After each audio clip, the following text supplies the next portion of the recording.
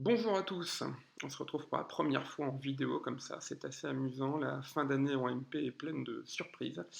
Donc je vais vous présenter dans cette vidéo une première partie du chapitre sur le calcul différentiel. Le principe, je vais vous envoyer des petites vidéos tous les jours, mais pas beaucoup, il ne faut pas non plus en faire trop d'un coup, en particulier s'il y a peu d'interaction pour le moment.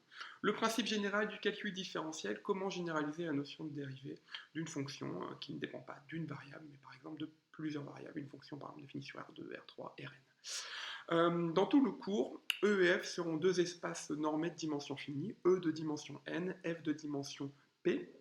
Je rappelle, même si vous êtes très très fort en topologie, que les normes sont équivalentes sur un espace normé de dimension finie et que si on considère des applications linéaires ou bilinéaires définies sur des espaces de dimension finie ou produits cartésiens dans le cas des applications bilinéaires, eh bien, elles sont nécessairement continues.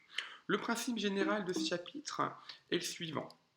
On considère une fonction qui est définie sur un ouvert U d'un espace E à valeur dans F. Exemple, on prend une fonction définie de R2 dans R3. R2 est un ouvert de R2. On veut généraliser la notion de dérivée pour cette fonction en un point A. Donc je prends un point A, d'accord, de R2.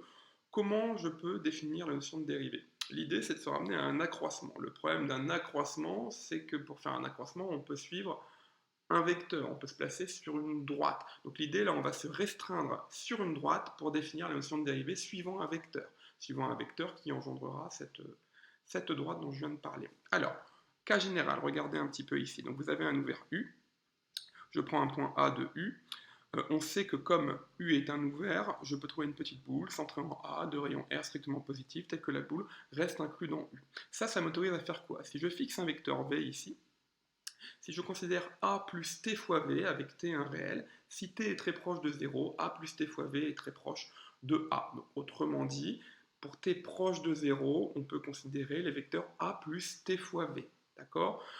T proche de 0 signifiant dans mon cours, vous voyez, j'ai dit que j'ai un petit voisinage IAV ici, tel que A plus T fois V est égal, A plus T fois V appartient à U.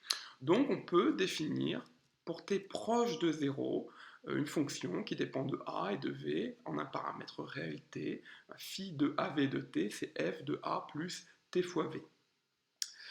On va dire que f est dérivable en a suivant le vecteur v si cette fonction, phi av, est dérivable en 0. Ce qui revient, au vu de la définition de cette fonction, à vérifier si quand on calcule f de a plus t fois v moins f de a sur t, on puisse trouver une limite quand t tend vers 0.